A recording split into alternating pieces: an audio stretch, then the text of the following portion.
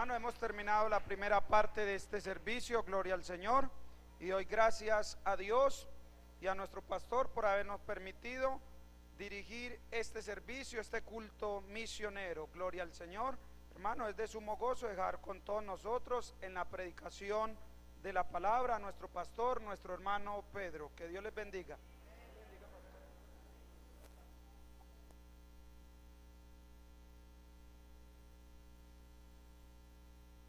Aleluya, gloria a Dios. Dios les bendiga a todos mis amados hermanos y amigos que nos visitan. Sean todos bienvenidos a la casa de nuestro Dios. Aleluya. Saludo a todos los que también están participando del culto a través de nuestro canal en YouTube, Refugio para el Alma TV. Deseamos que Dios bendiga mucho sus vidas.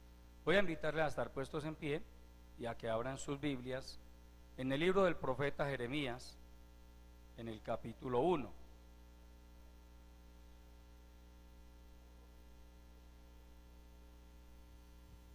Aleluya, maravilloso el Señor para siempre. Jeremías capítulo 1. ¿Cuánto lo han encontrado? Vamos a tomar la palabra desde el verso 4 hasta el 7. Dice allí lo siguiente, la palabra de Dios.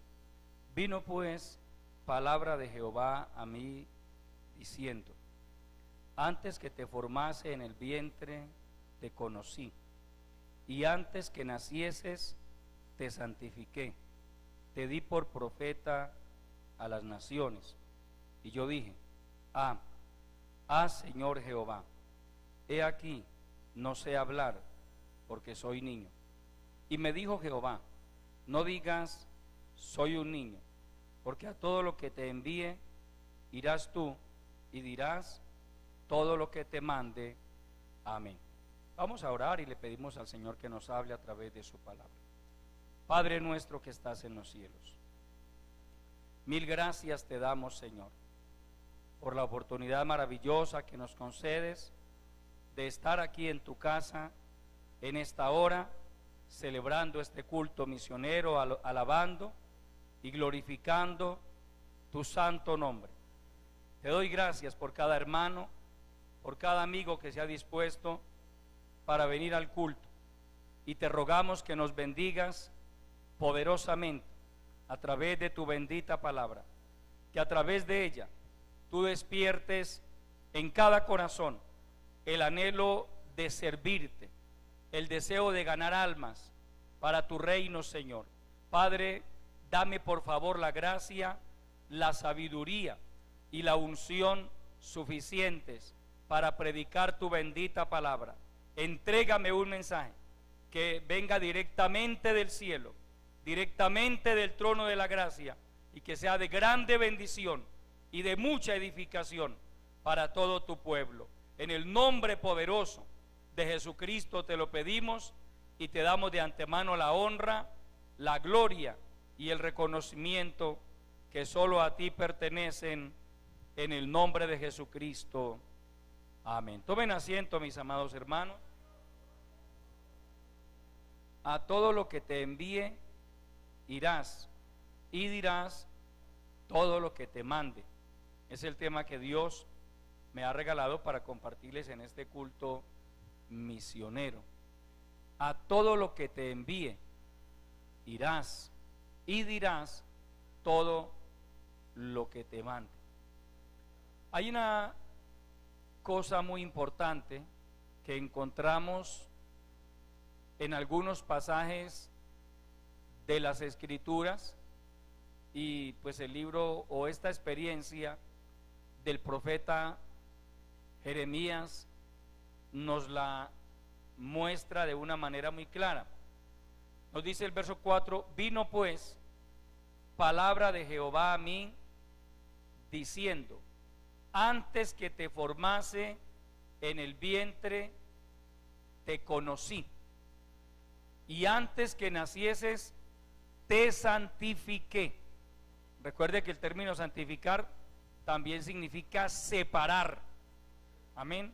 Antes que nacieses te santifiqué, te separé, te di por profeta a las naciones. Esta es una revelación sumamente importante, porque a través de ella nos damos cuenta de que nosotros no somos un accidente en este mundo, desde antes de nacer ya Dios nos conocía, a usted, independientemente del lugar donde haya nacido, de las circunstancias en que haya pasado su niñez, quizá abandonado por su padre, tantas situaciones que de una u otra forma pueden llegar a marcar la vida de una persona, pero que a medida que pasa el tiempo y llega el día en que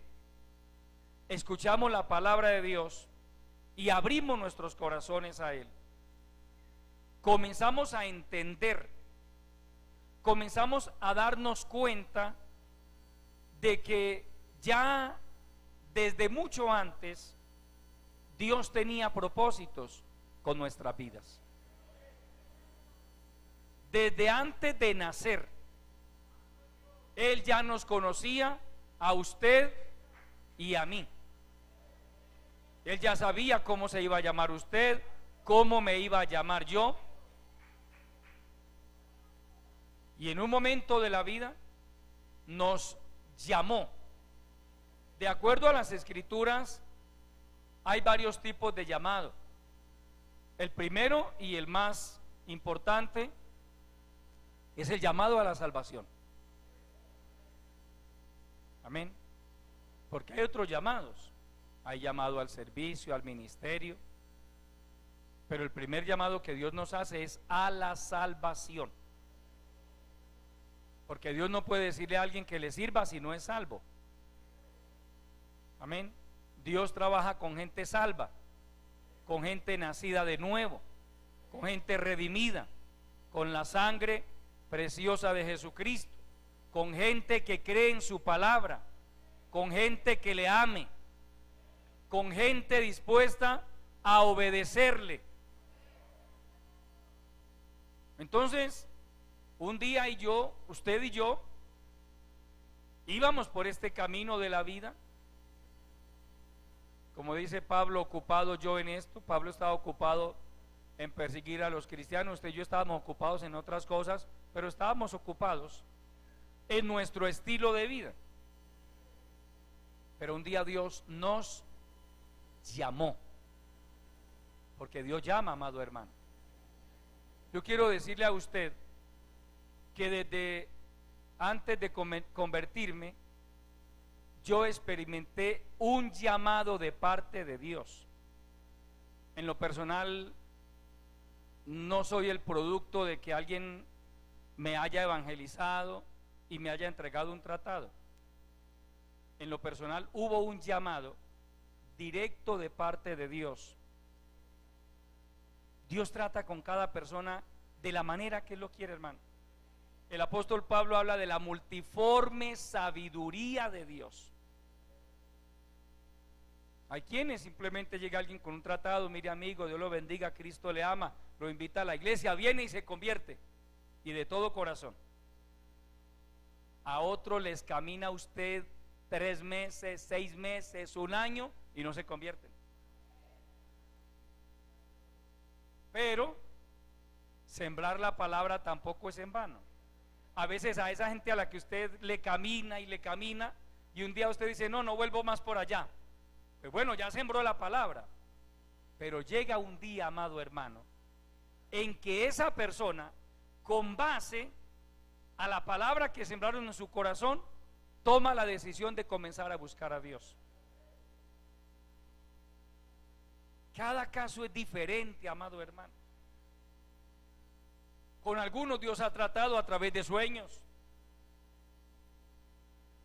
Otros simplemente un día estaban en su casa y escucharon que alguien estaba predicando afuera en la calle, salió al balcón de su casa, a la puerta, y esa palabra que un hermano o una hermana estaba predicando, el Espíritu Santo la aplicó en el corazón de esa persona. Amén. Y es cuando uno entiende lo que Dios le dijo a Jeremías: antes que nacieses te conocí. Dios lo conocía a usted, lo conoció cuando usted estaba en el vientre de su madre. Me conoció a mí. Y en su gracia y misericordia decidió darnos la oportunidad de salvación. En el asunto de la salvación, hermano y amigo que me escucha, hay un elemento de reciprocidad. Tiene que haberlo. Dios quiere salvar a los hombres. Pablo dice que Dios quiere que todos los hombres sean salvos. El Señor Jesucristo dice: id por todo el mundo y predicad el evangelio a toda criatura. Pero luego dice: el que creyere y fuere bautizado será salvo. El que no creyere será condenado. Dios no lo va a obligar a usted a creer. La Biblia no nos dice: vayan y predican la palabra y hagan que la gente se convierta a las buenas o a las malas. La Biblia no enseña eso. Predique la palabra, enseñe la palabra. Cada persona toma la decisión de creer o no creer, de obedecer o de no obedecer. Pero lo cierto es que el Señor Jesucristo dice: el que en Él cree, en el Padre, no es condenado. El que no cree ya ha sido condenado porque no ha creído en el nombre del unigénito Hijo de Dios. Usted puede decir, hablo de la gente nueva, los amigos: no quiero creer, no me voy a volver cristiano. Es respetable, pero la Biblia le dice: entonces tenga en cuenta que ya la condenación pesa sobre su vida, porque no quiere creer. Y no podrá, en el día del juicio, el alma que se pierda, porque tristemente millones y millones de personas se han perdido, y esas personas un día tendrán que presentarse ante el juicio del gran trono blanco. Nadie podrá decirle a Dios: Señor, tú eres injusto porque a mí no me diste la oportunidad. Nadie podrá decirle eso a Dios. Nadie. Máxime la gente de esta generación, que hoy andamos con un aparatico que se llama celular. Les dicen iPhone. Hay iPhone, hay celulares, smartphone, teléfonos inteligentes.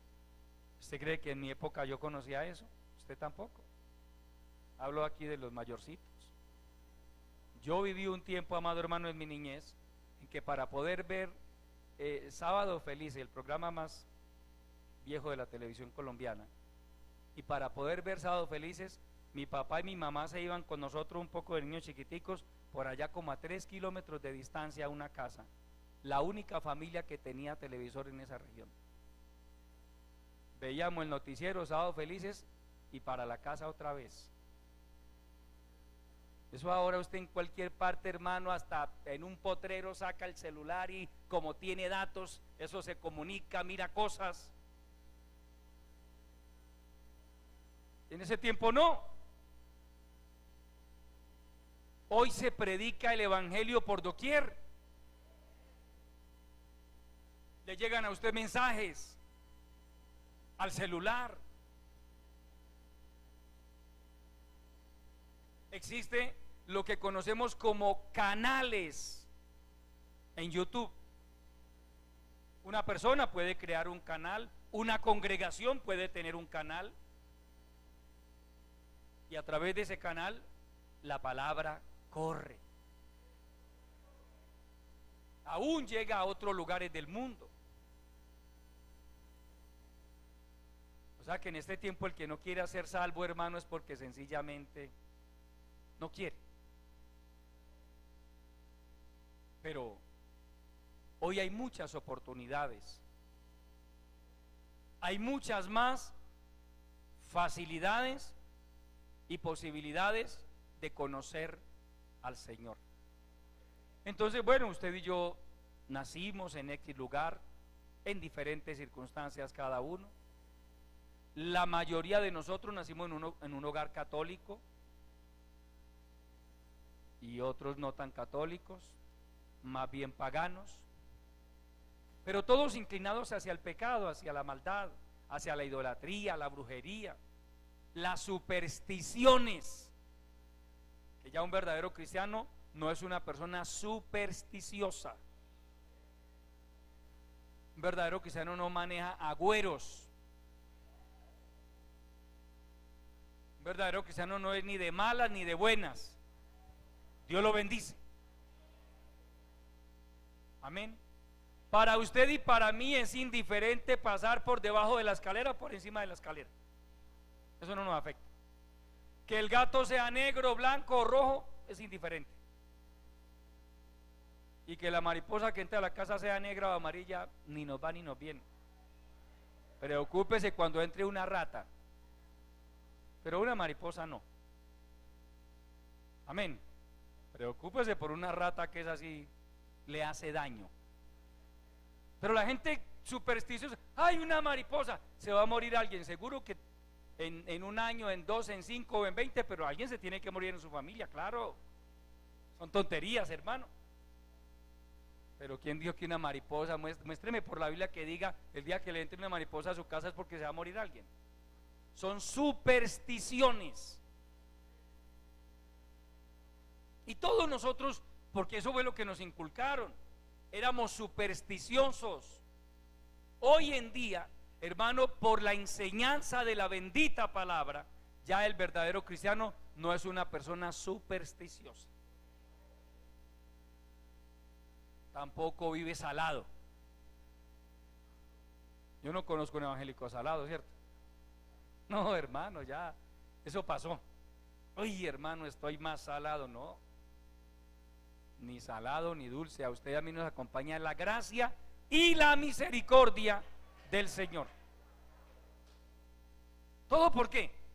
Porque un día abrimos nuestros corazones a la palabra y Dios comenzó a tratar con cada uno de nosotros. Porque, amado hermano y amigo, nuestro Dios es un Dios personal. Personal. El día menos pensado, Dios lo va a sorprender, lo va a visitar a usted de una u otra manera y le va a demostrar que Él es un Dios personal. Yo no sé si usted crea, yo creo que Dios es un Dios personal.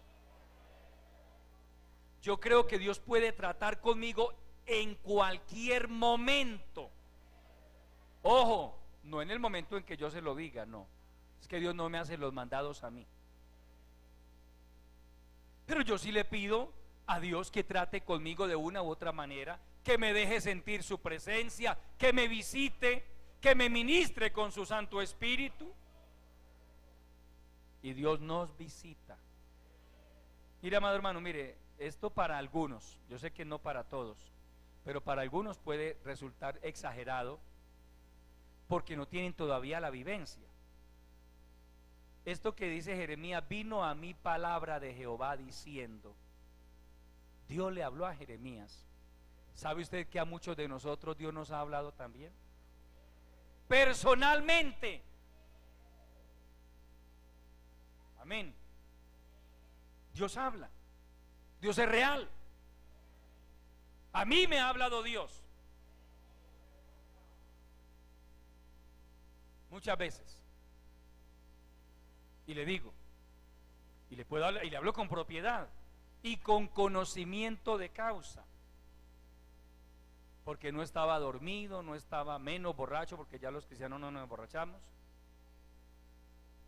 Pero le puedo decir que las cosas que Dios me ha dicho me las ha cumplido. Él es fiel. Amén. Dios es fiel. Él cumple sus promesas. Yo he tenido experiencias en las que Dios me ha hablado de muchas maneras. A veces Dios nos habla en profecía, a veces a través de su palabra. Por allá en el año 2000 estaba yo un poco turbado porque me llegó la noticia. Yo era, por la gracia de Dios, un líder de tiempo completo aquí al frente de la obra, de una pequeña congregación. No se llenaba esta nave, esta cantidad de gente que hay aquí es mucha gente. Era una pequeña congregación, pero yo estaba feliz juntamente con mi familia al frente de esa congregación. Y casualmente en este lado, lo que hoy es el parqueadero, era una casa vieja que nosotros habíamos alquilado, y ahí predicábamos, ahí hacíamos los cultos. Los mismos cultos de hoy, escuela dominical, culto en la tarde, martes, jueves. Pero un día yo estaba en el templo orando, alguien tocó la puerta y yo abrí y era mi pastor. Él siempre que llegaba a saludarme era muy jovial, muy amable, pero ese día le noté el rostro diferente, más serio. Y me dijo: hermano Pedro, le traigo una noticia. La orden de las autoridades es que usted tiene que entregar la iglesia. Hacía 5 meses me habían dejado ahí, trabajando de tiempo completo. Ya era el pastor de esa congregación.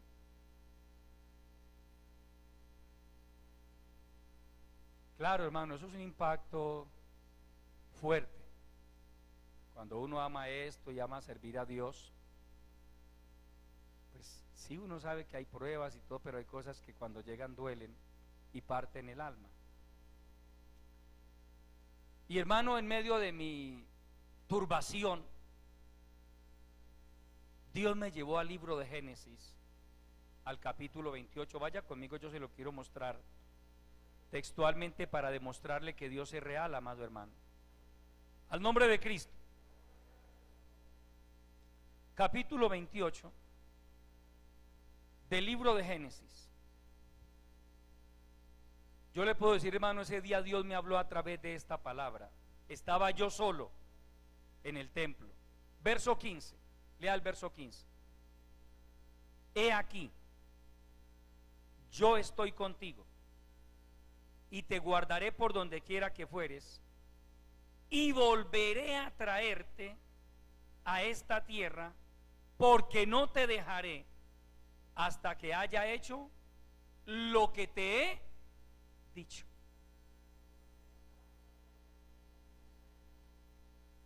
Yo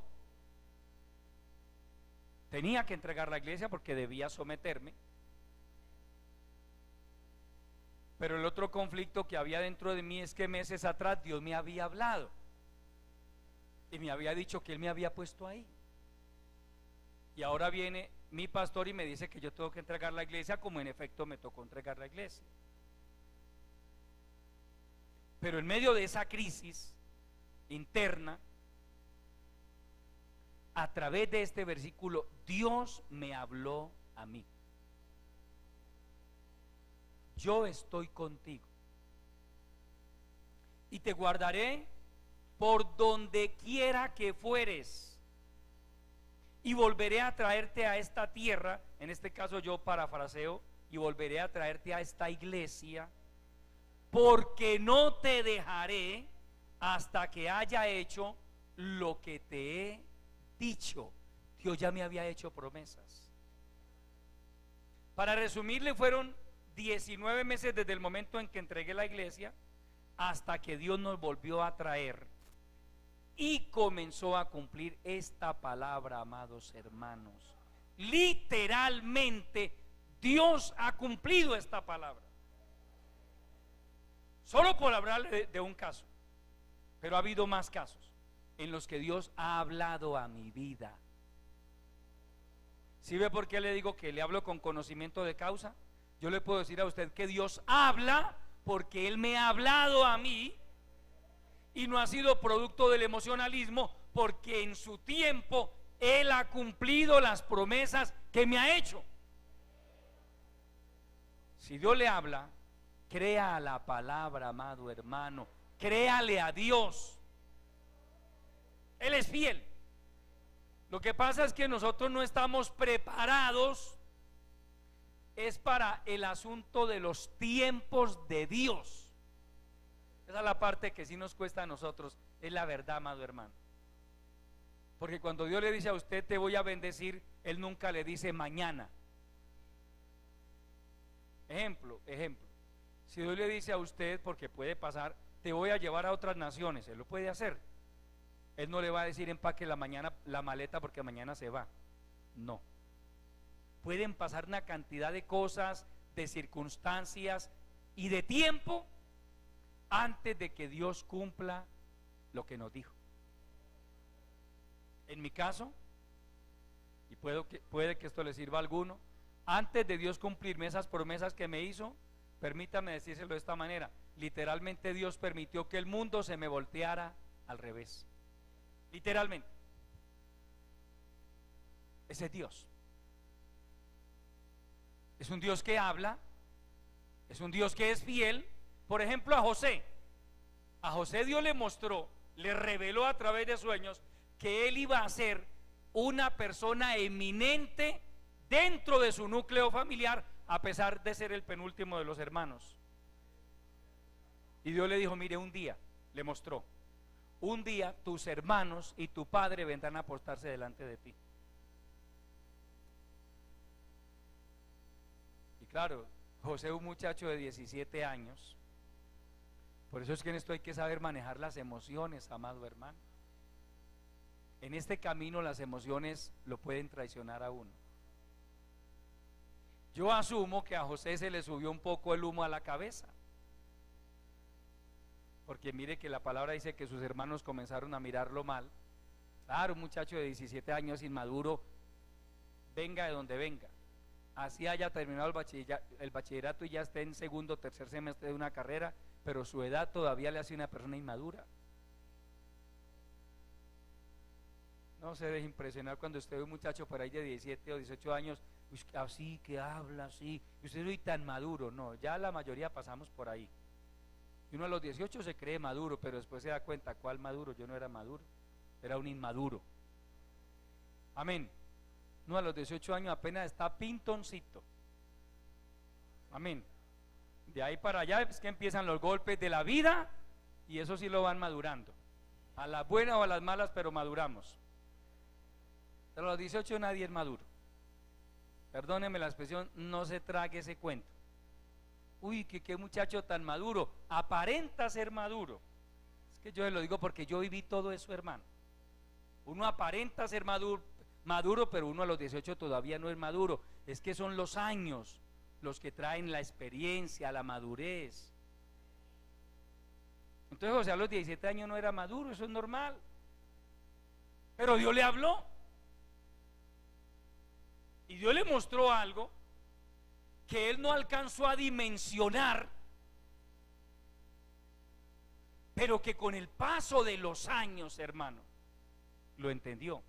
Pero antes de que Dios, antes de que su padre y sus hermanos vinieran a postrarse delante de él, como en efecto sucedió, tuvieron que pasar tantas cosas y tantos años, hermano.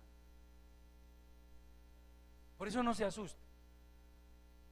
Yo no sé qué planes tenga Dios con su vida, pero de pronto usted ve hoy el mundo al revés y usted dice, hermano, esto se acabó. Yo no veo aquí ningún plan de Dios, yo no veo aquí ningún cumplimiento de las promesas de Dios. No, Dios permite que se nos voltee el mundo al revés. Al nombre de Cristo. Pero de que Él nos cumple, amado hermano.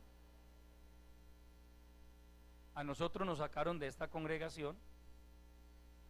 lo que nos decía la mayoría de los pastores con experiencia de la obra era: puede que ustedes vuelvan a salir a la obra, pero no lo vuelven a mandar para allá. Según lo que nos decían los que ya tenían mucha experiencia en la obra, era que eso no pasaba, que cuando un hombre salía de un lugar, un pastor, allá no volvía, lo mandaban siempre para otro lugar, pero a esa misma congregación no volvía. Pero Dios me hizo una promesa a mí y me dijo: yo volveré a traerte a esta iglesia. Y nos volvió a traer. Entonces, ¿Dios es fiel o no es fiel? ¿Es real o no es real? Claro que Dios es real, amado hermano. Por eso lo importante de uno aprender a conocer a Dios. Lo importante de que usted no se resigne simplemente a ser un creyente de banca. No, yo estoy muy contento, sí, hermano, yo llego allá, estoy en el culto y me voy. Bueno, Dios lo bendiga, pero qué bueno que usted dé otros pasos. Pasos que lo conduzcan, en primer lugar, a conocer al Señor, en segundo lugar, a servirle de todo corazón, porque a Dios le agrada que nosotros le sirvamos de todo corazón. El servicio en la obra de Dios no es una invención de un pastor. El mismo Señor Jesucristo estableció el servicio.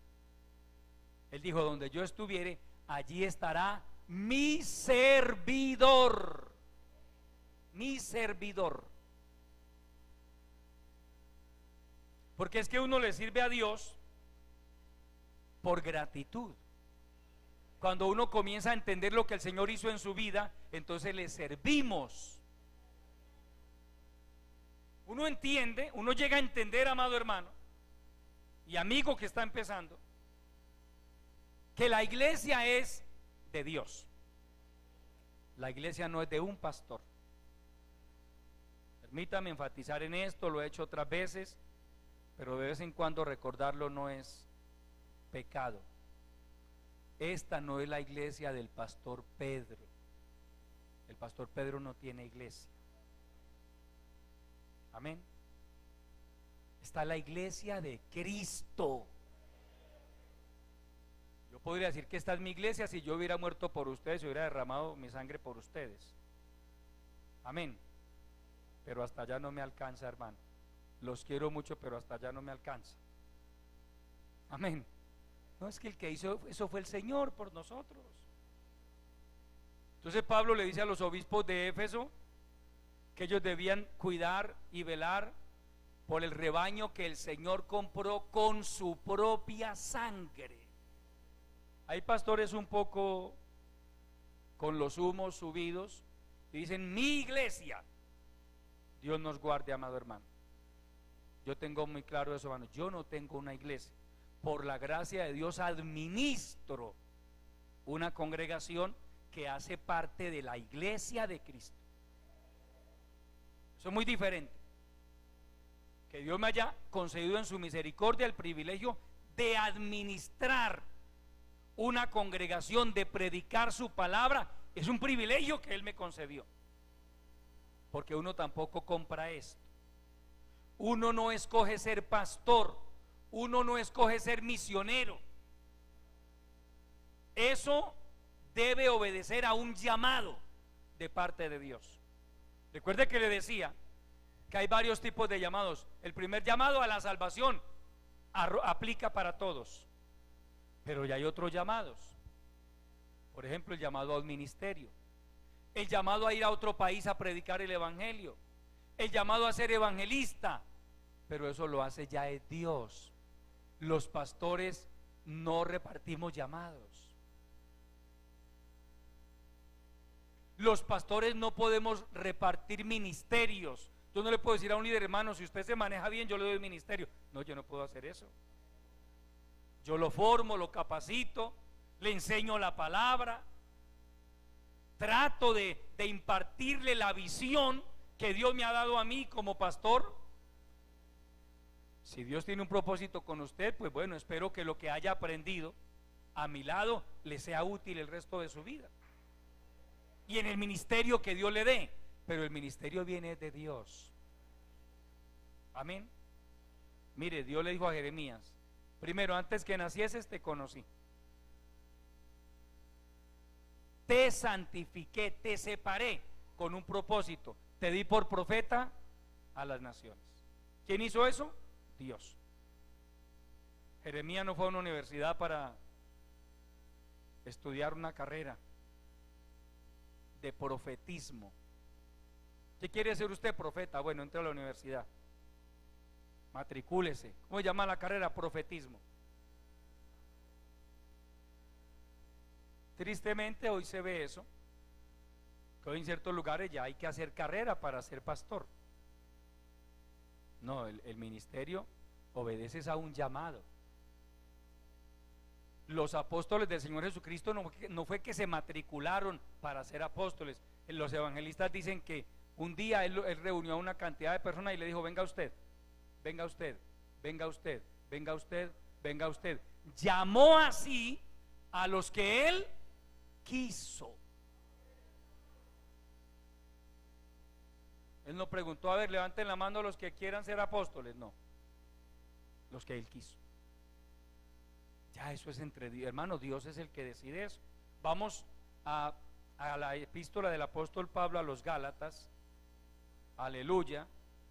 Capítulo 1 de la epístola a los Gálatas.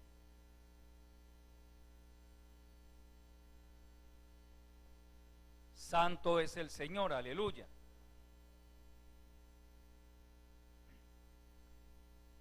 Vamos a leer desde el verso 15 hasta el 17.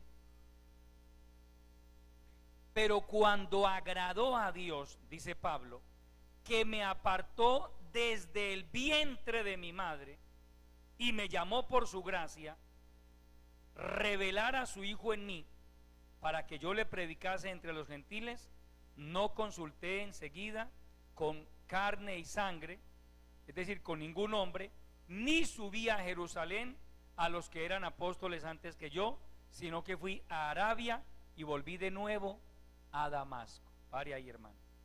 Cuando agradó a Dios, primero dice que me apartó desde el vientre de mi madre y luego revelar a su Hijo en mí para que yo le predicase entre los gentiles. Pablo luego entendió eso.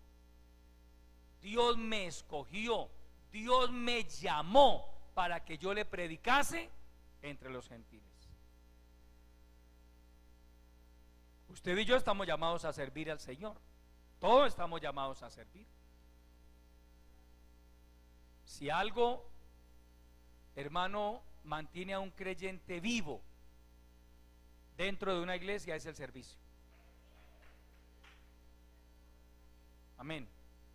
El servicio nos mantiene a usted y a mí activos, conectados con las cosas de Dios. El creyente que no sirve, él simplemente viene a un culto, sale del culto y se va, se desconecta. Pero el que sirve, normalmente todo el tiempo él está ocupado en las cosas de Dios. Y es entre esos que sirven que Dios llama. Pues Dios no va a llamar a uno que no sirva. Dios no va a llamar a uno inútil, a un perezoso, a uno que nunca se digne en tomar un trapero o una escoba. Porque hay gente así. Hay gente que dice: yo sirvo, pero si me ponen allá de una vez ahí, quieren dar el salto es de una. No, ¿por qué no empieza, por ejemplo, lavando baños, haciendo aseo al templo, saliendo a evangelizar, ayudando a hacer empanaditas? Amén. Porque así, hermano, así la iglesia del Señor. Hoy, por la gracia de Dios, tenemos este precioso lugar. Alguien me decía esta semana: pastor, con respecto al trabajo que por la gracia del Señor estamos terminando acá, ya en el cuarto piso, ya se puede hablar de cuarto piso. A Dios damos la gloria. Y alguien me decía: pastor, ya se está cumpliendo el trabajo. Yo le decía, hermano, llevamos 20 años, casi 20 años en este proyecto. Aquí hay empanadas, hay tamales, hay cerdos engordados, hay pollos engordados, hay de todo un poco, hermano. Se ha hecho de todo un poco, pero ha valido la pena, gloria al Señor. Ha valido la pena. Amén. Mire, hermano, alrededor de 20 años trabajando y no hemos terminado, nos falta todavía. Solo hablando de esta parte locativa, pero también con el anhelo y la visión de expandirnos, de establecer nuevas iglesias con la ayuda del Señor, de formar nuevos obreros, porque hacen falta más obreros. Déjeme decirle, amado hermano, hay un déficit de obreros en la obra del Señor. Solo que hay un requisito, o al menos entre los más que podríamos decir indispensables, debe ser bautizado con el Espíritu Santo. Amén. Debe tener buen testimonio. No debe tener escándalos que lo señalen como una persona irresponsable, mala paga. Por ejemplo, si alguien en su vida, antes de conocer al Señor, engendró un hijo por allá y se convierte y se consagra al Señor, pero nunca vuelve a preguntar por su muchacho, nunca le vuelve a dar una bolsa de leche a su hijo, por más bonito que predique, por más que resucite muertos, ¿cómo lo recomendamos para un ministerio? ¿Quién le dijo a usted? Habló, puede pasar que alguien convertido a Cristo haya engendrado un hijo por ahí en la calle. ¿Quién le dijo a usted que haberse convertido a Cristo lo exime de la responsabilidad de seguir velando por ese hijo o esa hija que engendró? Es vergonzoso, pero se ha sabido de pastores a los que han demandado por inasistencia alimentaria. Qué vergüenza, hermano. El gran siervo del Señor, pero dejó por ahí muchachos regados y ya no responde por ellos. Algunos dicen, hermano, como el que está en Cristo nueva criatura es. Ahí sí aplican la palabra, ahí sí dice que ya no, las cosas viejas pasaron. No, ese muchacho no está viejo, él está nuevo todavía. Hay que responder por él. Amén. Son detalles. Pablo dice, si alguno desea obispado, anhela obispado, buena obra desea, pero es necesario. Y comienza a enumerar unas virtudes que debe cumplir todo el que desee servir al Señor. Pablo da por hecho que debe ser bautizado en el Espíritu Santo. Dice, es necesario que tenga buen testimonio, que sea marido de una sola mujer. Bíblicamente hablando, eso es indispensable, hermano y amigo. El que quiera ejercer un ministerio tiene que ser marido de una sola mujer. Pero eso que ha tenido 3 y 4 y que ahora vive con esta, hermano, no. Es una persona que ha probado a través de toda su vida que se ha mantenido fiel a su esposa y a su hogar. Eso es ser marido de una sola mujer. Amén. En esta obra, como bien sabemos, no se permite el recasamiento, y menos en los pastores. Marido de una sola mujer, que esa es una tarea que sin la gracia de Dios no es posible, hermano. El temor de Dios es el que nos ayuda a usted y a mí, querido caballero, a mantenernos fieles a una esposa, a un hogar, a unos hijos. Es el temor de Dios. Entonces es la persona que da testimonio de su integridad, de su fidelidad, de su servicio al Señor, la que Dios va perfilando, porque Dios perfila. Y al pastor Dios le va dando testimonio: este hermano, esta hermana, esta pareja tienen futuro en las manos del Señor, pueden llegar a ser ministros de Cristo. Entonces, ¿qué hace la obra? Reconoce el ministerio que Dios le ha dado a un hermano o a una hermana, pero no repartimos ministerios.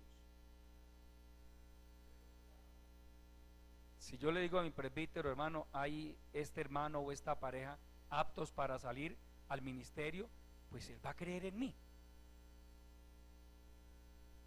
Él va a creer en mí, me va a decir: listo, yo confío en su palabra. Pero previamente Dios me ha dado testimonio a mí de que esa persona sí es digna de salir al ministerio. Porque sí hay que ser dignos. ¿Y quién da esa dignidad? El Señor. Vaya a Primera de Timoteo, capítulo 1, al nombre de Cristo. Primera de Timoteo, capítulo 1, aleluya.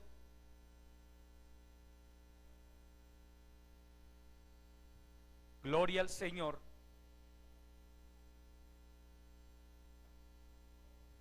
Verso 12. Doy gracias al que me fortaleció, a Cristo Jesús, nuestro Señor, porque me tuvo por fiel, poniéndome en el ministerio. ¿Lo tuvo por qué? Primera de Timoteo 1:12. Me tuvo por fiel. Pero permítame leerle este mismo versículo en otra versión. Hay una versión, la palabra de Dios para todos, traduce de la siguiente manera: doy gracias a nuestro Señor Jesucristo, quien me fortaleció, porque me consideró digno de confianza para su servicio. Mira, amado hermano, el Señor conoce los corazones, y hay a quienes Dios considera dignos de su confianza. Qué importante, amado hermano, que Dios en su misericordia nos tenga por dignos de que le sirvamos en un liderazgo, en un ministerio, por dignos. Pablo dice: me tuvo por fiel. En esta versión es como si dijera: Dios ha examinado su corazón y ha considerado que usted puede serle fiel en el ejercicio de una responsabilidad, porque servir demanda ser responsables.